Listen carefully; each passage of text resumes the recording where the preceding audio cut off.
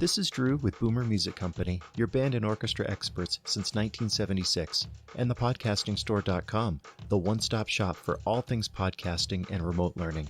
This is your weekend update. Well, greetings and welcome to your weekend update. We are in the last week now before spring break and definitely looking forward to doing some traveling, seeing some family, and hopefully spring is actually coming. We had it last week and it's starting to snow again this week, so we may get a little bit more winter before we get out of it, but we'll make it through.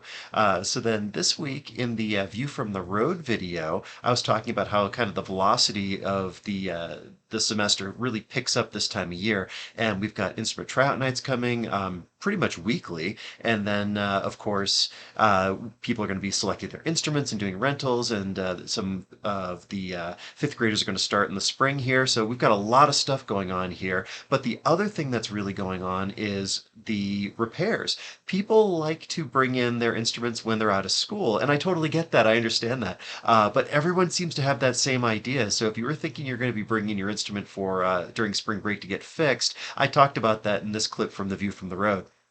But you've got spring break coming up, and then you've got concerts and performances and all that coming up. So if you're going to be bringing in instruments for repair to be checked out, do it sooner than later. Everybody has the same idea. They're like, oh, we're going to be away for a week at spring break, we'll bring in our horn.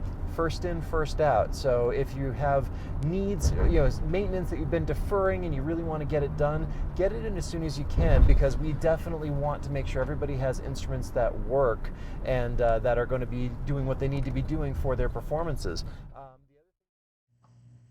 And then at CMEA, we had another teacher conversation with Ethan Smith. He's a teacher out in Westcliffe, Colorado, as well as a composer and a first-year educator, and he has taken over a program that was mostly dormant the last couple of years. We had a great conversation talking about the very things that we've been talking about, which is leveraging technology to increase the effectiveness of class time. So, creating asynchronous content that kids can work on their own, whether that be YouTube videos, podcasts, things like that. But the conversation took an interesting turn that I hadn't considered, that one of the challenges for him when he's doing remote teaching is making sure the kids have a quality microphone and quality headphones, because he needs to be able to hear them, but more importantly, they need to know what a good sound is. So here's a clip from that conversation that we had with him down at the CMEA conference at the Broadmoor.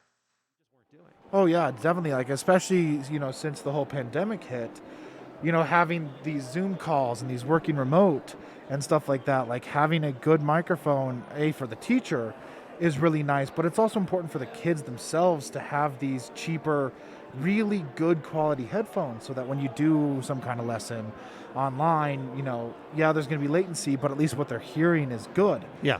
What you're saying to them is heard. If you're demonstrating something, like if I'm teaching to a trumpet student and I'm over here playing my trumpet, is the mic going to be able to handle that kind of volume, the tone?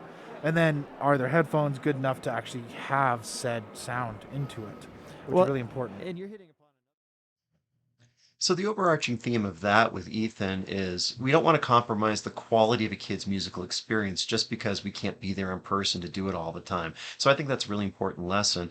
And then over on the Drums West side of things, we made another video with Peter. This time we were demonstrating the raw crash and the flat ride. And those two cymbals are exactly what they sound like. The raw crash, as you can see from the picture right there, is the way that a cymbal comes out after it's been, I believe, annealed and shaped and all that, but it's not final, finished, polished, anything like that. And it's got a really raw sound to it. And then the flat ride doesn't have a bell on top of it. So it's a very splashy kind of cymbal. And we had some fun showing the different qualities of those two. And Peter gave a really cool video where he was just kind of messing around with the two of them and seeing what he could come up with. So check out the clip from that one. Just goofing around here, trying to play around, but let's play around a little bit more. Try to bring out a little bit more in each cymbal.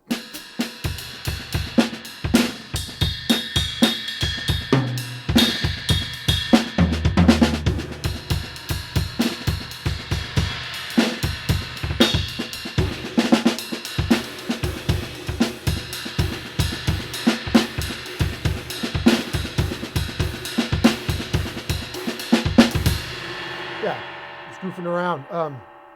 They're both very cool cymbals. Like I said, every drummer should have something a little unique in their arsenal to give you a little bit different taste, a little bit different flavor. So if you want to catch the full demo of those cymbals, and I recommend that you do, it's over on the Drums West YouTube channel. Check that out. Peter's got some great content going on there. We've got more coming, so stay tuned for that. And then this week's essay over at the Podcasting Store Medium page, I titled The Failure That Spawned 400 Years of Success. And this was kind of my nod to Paul Harvey and Mike Rowe and their rest of the story the way I heard it. This was a cool story about an alchemist who was trying to create gold, of course, and failed miserably, and ended up creating an amazing alloy that was great for use in making cymbals. And it's a name that you know if you know music at all, but it's a story that you might not. So if you haven't seen that essay yet, I urge you to check that one out. I think that was a really good one. So that's your weekend update. As always, thank you so much for watching. Like, share, and subscribe, and we will see you at the store. If you enjoyed the Weekend Update, do me a favor and follow us on social media, subscribe to our YouTube channels, or visit our websites. This is Drew with Boomer Music Company and thepodcastingstore.com. Thanks for listening.